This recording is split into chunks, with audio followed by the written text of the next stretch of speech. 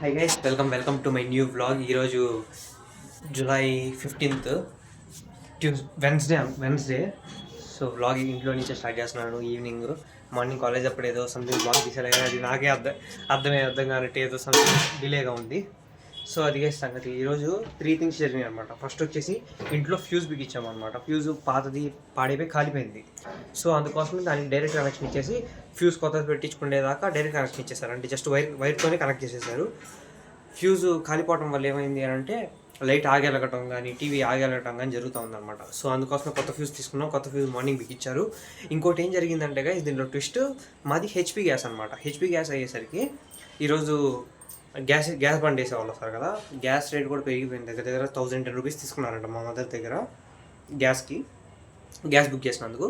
So సరేలే gas book అయిపోయిందిలే అని చెప్పేసి మేము కూడా సరేలే అని చెప్పి అనుకున్నాం. గ్యాస్ వచ్చింది. దాని తర్వాత 2 days తర్వాత, అంటే ఈరోజు మండేనా మండే వచ్చింది అనుకుంటా గ్యాస్.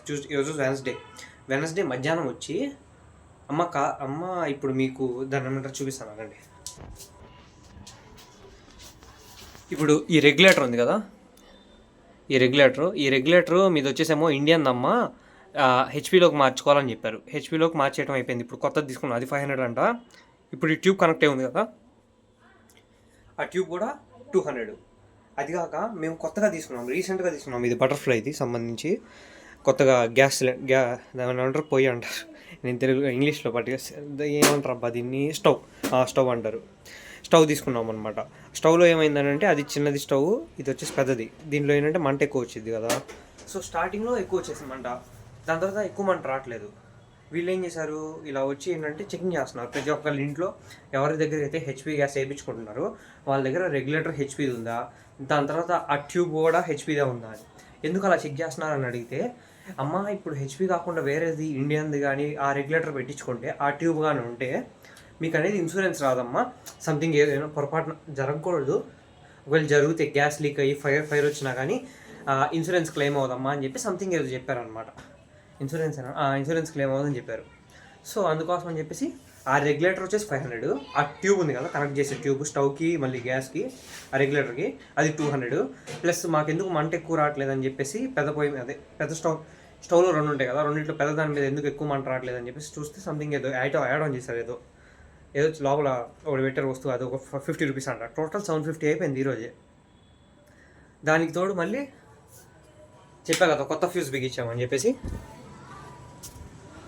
అదిగోండి ఇది వచ్చేసి కొత్త ఫ్యూజ్ అనమాట. గోల్డ్ మెడల్ది బిగించాం. అక్కడ ఫ్యూజ్ కూడా మనకు ఆప్షన్స్ ఎలాగున్నాయంటే, ఫ్యూజ్ 100 రూపీస్ రేంజ్లో ఆ కంపెనీస్ ఏంటంటే మనం వినలేదు ఆ బ్రాండ్స్ పేరు, అవి ఉన్నాయి. ఇంకా 170 రేంజ్లో ఏంటంటే గోల్డ్ మెడల్ ఒకటే ఉందంట, ఇంకా వేరే కంపెనీస్ ఏం లేవు అని అన్నారు. సో సరేలే, ఫ్యూజ్ అనేది ఇంటికి కరెంటు సప్లై చేసేది, అది బాగుండాలి, మంచి కంపెనీ తీసుకోవాలని చెప్పేసి సో 170 పెట్టేసి అది తీసుకున్నాను అనమాట. ఈ 2 థింగ్స్ అయితే ఈరోజు జరిగినాయి గైస్. నేను బ్లాగ్ చేద్దాం అనుకున్నా కానీ ఇంటికి వచ్చేసరికి ఆల్రెడీ పని చేసి పెట్టేశారు. నేను అన్ఎక్స్పెక్టెడ్.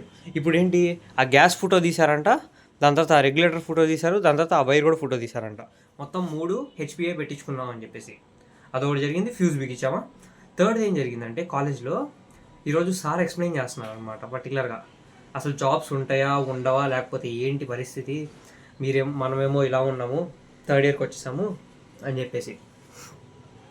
దాని తర్వాత చెప్తున్నారు పర్టికులర్గా వచ్చేసింది, మా జాబ్స్ మీద డౌట్ వేస్తుంది అంటే ఆయన ఎంత అప్డేటెడ్గా సార్ చెప్తున్నారంటే, రోబోట్స్ని పెట్టేసి టీచ్ చేసేస్తే కాలేజ్కి కూడా ఎఫిషియెంట్గా ఉండిద్ది, శాలరీ అవసరం లేదు, రోబోట్స్ కొనుక్కున్నారు అనుకోండి, ఛార్జింగ్ పెట్టేసారు అనుకో, ఎఫిషియెంట్గా వర్క్ చేస్తానే ఉండిద్దని అని అంత డెప్త్ నాలెడ్జ్లోకి వెళ్ళిపోయారు. సారు 2021 బ్యాచ్కి క్లాస్ టీచరు. సో వాళ్ళ క్లాస్లో 95 మెంబర్స్ ఉన్నారు అనుకుందాం టోటల్. దాంట్లో 35 మెంబర్స్ వర్క్ చేస్తున్నారు, మిగతా వాళ్ళందరూ గేట్ కోచింగ్ తీసుకుంటున్నారంట. ఎందుకంటే కోర్ బ్రాంచ్ కాబట్టి. ఎందుకు అలా పర్టికులర్గా అంటున్నారంటే, 9 నుంచి 13 మెంబర్స్ లోపు వాళ్ళేమో సాఫ్ట్వేర్ రిలేటెడ్ వెళ్ళిపోయారు. మిగతా వాళ్ళు అంటే ఇప్పుడు 35లో 10 తీసేస్తే అప్రాక్సిమేట్లీ 25లో నుంచి కూడా 3 తీసేసామనుకోండి, 22 మెంబర్స్ వచ్చేసి మార్కెటింగ్, అంటే మన బ్రాంచ్ రిలేటెడ్ కాకుండా వేరే చేసుకుంటున్నారు. సో ఆ 35 తీసేసిన తర్వాత మిగతా వాళ్ళ 95లో 35 తీసేసిన తర్వాత 60 మెంబర్స్ ఉంటారు కదా, అంతేనా, 60 మెంబర్స్ ఉంటారు కదా. ఆ 60 మెంబర్స్ వాళ్ళందరూ గేట్ కోచింగ్కి వెళ్తున్నారు. ఇదంతా ఎప్పుడు జరిగింది, బీటెక్ వాళ్ళు 2024లో పాస్డ్ అవుట్ అయిపోయిన తర్వాత 25-26 మధ్యలో వాళ్ళు గేట్ కోచింగ్కి వెళ్ళటం మొదలెట్టారు. సార్ ఏంటి, అమ్మ మీకు తెలియదు, మీకు అర్థం కావట్లేదమ్మా, బీటెక్ 4 years అయిపోయిన తర్వాత ఇంట్లో వాళ్ళ మీద ఆధారపడి మీరు బతుకుతూ ఉంటే ఇట్ ఫీల్స్ వెరీ హెవీ. అదిగాక ఒక బెస్ట్ థింగ్ ఏం నేను చెప్పారు అని అంటే, అమ్మ మీరు బీటెక్ అయిపోయిన తర్వాత మళ్ళీ మీ ఫ్రెండ్ని ఒకవేళ కలిస్తే ఫస్ట్ అడిగే మాట బాగున్నావు అని కూడా కాదు, ఏం చేస్తున్నావు అనే మాటని పర్టికులర్గా చాలా స్పష్టంగా అడుగుతారు పక్క. నాకు కూడా అనిపించింది, ఆబ్వియస్లీ మనం అదే అడుగుతాం కదా. ఇప్పుడు 10th అయిపోయిన తర్వాత ఇంటర్ ఎక్కడ జాయిన్ అవ్వరా అని అడుగుతాం, ఇంటర్ అయిపోయిన తర్వాత ఇప్పుడు ఏం చేస్తున్నారా అని అడుగుతాం, బీటెక్ అయిపోయిన తర్వాత ఏం జాబ్ చేస్తున్నారా అని అడుగుతాం. ఆబ్వియస్లీ అదొక కామన్ థింగ్. బాగున్నావా అనేది అడగొచ్చు, అడగకపోవచ్చు, కానీ ఇది మాత్రం పక్కా క్వశ్చన్ ఉంటుంది. ఇప్పుడు ఏం చేస్తున్నావు అనే క్వశ్చన్ ఎవరి దగ్గరైనా సంథింగ్ అందరికీ క్యూరియాసిటీ ఉండేది, అందరికీ తెలుసుకోవాలని ఉండేది, అందరు ఏం చేస్తున్నారని తెలుసుకోవాలని ఉండేది. So that is the thing. ఆ క్వశ్చన్ అడిగినప్పుడు ఫేస్ ఎక్కడ పెట్టుకుంటావు అంటే రిలేటెడ్గా అంటే సార్ ఏంటి ముందే అవేర్నెస్ క్రియేట్ చేస్తున్నారు. ఇప్పుడు 3rd yearలో ఉన్నారమ్మా, 3 things గైస్ నేనైతే అనుకుంది మాత్రం. ఫస్ట్ గేట్ ప్రిపరేషన్ స్టార్ట్ చేయాలి. మార్నింగ్ వచ్చేసి యాప్టిట్యూడ్ మ్యాథ్స్ పెట్టుకొని రోజుకు ఒక క్లాస్ వింటూ, ఈవినింగ్ వచ్చేసి కోర్ రిలేటెడ్ సబ్జెక్ట్ సంబంధించి 2 classes విన్నామనుకో సరిపోయింది. దాని తర్వాత కాలేజీకి సంబంధించిన సెమ్ గట్టిగా ప్రిపేర్ అవ్వాలి. సెమ్ ఎగ్జామ్స్కి 3-1, 3-2, 4-1 ఆ 3 ఉంది నాకు ఛాన్స్.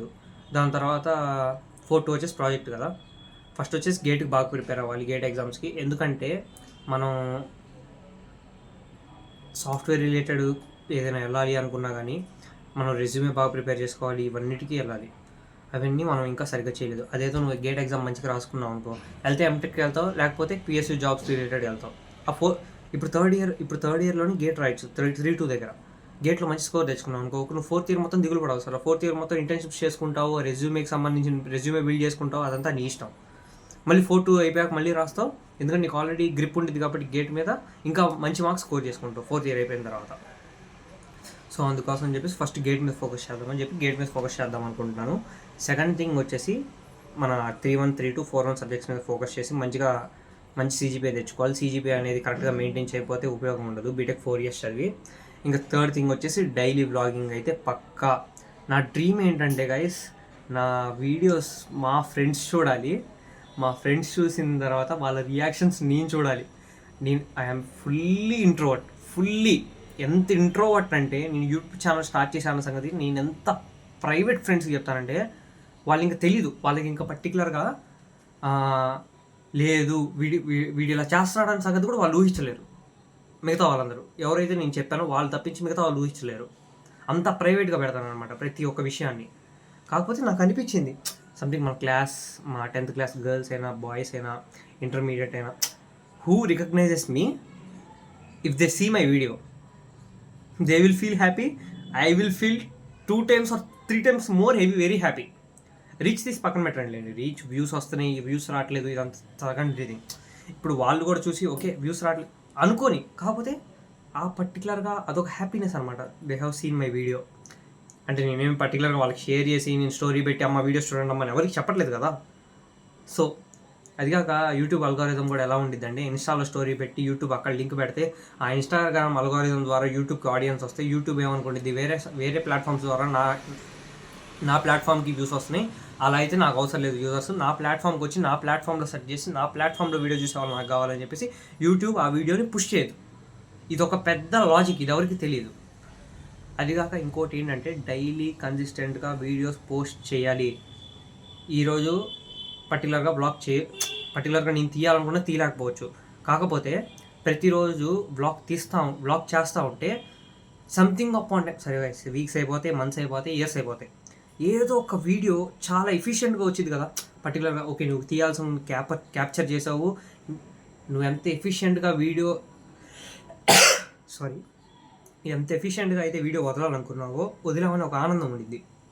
ఎప్పుడు ఇలా డైలీ లైఫ్లో రొటీన్గా హ్యాబిట్స్ లాగా ప్రతిరోజు వీడియోస్ అప్లోడ్ చేస్తా, వీడియోస్ రికార్డ్ చేస్తూ ఉంటే you will capture something out different. నిజంగా గైస్ నా యూట్యూబ్ ఛానల్లో 130 వీడియోస్ అప్లోడ్ చేశాను. సరిగ్గా నేను ఫోకస్ చేసేసి ఇన్స్టాగ్రామ్లో ఉంటే I will get 10K to 15K followers అనుకుందాం. ఉపయోగం లేదు, ఇన్స్టా వల్ల అసలు నయ్యా పైసా ఉపయోగం లేదు. మనీ కోసం యూట్యూబ్కి వచ్చాను అనేది కూడా కాదు. కాకపోతే యూట్యూబ్లో ఏంటంటే లాయల్ ఆడియన్స్ ఉంటారు. ఇన్స్టాగ్రామ్ ఏంటంటే మీకు రీల్స్ సజెస్ట్ చేసిద్ది ఆటోమేటిక్గా స్క్రోల్ చేస్తూ ఉంటే. యూట్యూబ్ అలా కాదు, లాంగ్ ఫామ్ వీడియోస్ సజెస్ట్ అవుతున్నప్పుడు నువ్వు క్లిక్ చేసి లాంగ్ ఫామ్ వీడియో చూసావు అని అంటే అది నువ్వు సెలెక్ట్ చేసుకున్నావు చూద్దామని చెప్పి. ఇన్స్టాగ్రామ్ ఏంటి రీల్స్ చూస్తూ ఉన్నావు అంటే ఇన్స్టాగ్రామ్ నీకు సజెస్ట్ చేసిద్ది, నీకు చూపించిద్ది మామూలుగా ర్యాండమ్గా స్క్రోల్ చేస్తూ ఉంటే. యూట్యూబ్లో ఏంటి నువ్వు క్లిక్ చేసుకొని పర్టికులర్ సెలెక్ట్ చేసుకొని వీడియో చూస్తావు. సో అది గైస్ సంగతి. ఈ 3 థింగ్స్ అయితే నేను అనుకున్నాను. ఒక మంచి ఎగ్జామ్, కాంపిటేటివ్ ఎగ్జామ్ అయితే రాయాలి, గేట్ అవ్వచ్చు ఏదైనా అవ్వచ్చు. సెకండ్ పాయింట్ వచ్చేసి నా బీటెక్ లైఫ్కి సంబంధించి మంచి CGPA తెచ్చుకొని గ్రాడ్యుయేషన్ డే రోజు మంచి గ్రాడ్యుయేషన్ డే వీడియో కూడా తీశాను. అది వాయిస్ వచ్చి రేపు వదులుతానో లేకపోతే ఎప్పుడు వదులుతానో నాకు కూడా తెలీదు. గ్రాడ్యుయేట్ ఏదో లైట్గా వీడియో తీశాను అనమాట. చూద్దాం వాయిస్ ఓవర్ ఇచ్చి వదలాలా వద్దా అనేది ఆలోచిస్తాను. ఇప్పుడు నాకు కంటెంట్ లేకపోతే అది పోస్ట్ చేయాలా లేకపోతే రేపే పోస్ట్ చేయాలనేది ఆలోచిస్తాను అనమాట. రేపు ఇది పోస్ట్ చేస్తాను, ఎల్లుండి అది పోస్ట్ చేయాలి, చూస్తా. కాకపోతే గైస్ ఇదైతే సంథింగ్ వెరీ గుడ్ ఫీలింగ్ అనమాట. ఏమో నేను సక్సెస్ అయిపోయి దాని నుంచి వ్యూస్ వస్తే పర్లేదు, వ్యూస్ రాకపోయినా పర్లేదు, but who recognises me they should see video in the suggestions of their YouTube algorithm. ఇదైతే పక్కా ఉందన్నమాట. చూద్దాం, ఇంప్రూవ్ చేయడం ఫ్యూచర్లో ట్రై చేస్తూ ఉందాం. స్ట్రీట్స్లో కూడా మార్నింగ్ పూట స్ట్రీట్ అంటే నా కాలేజ్కి వెళ్ళేటప్పుడు కూడా స్ట్రీట్లో కూడా బ్లాగింగ్ చేస్తే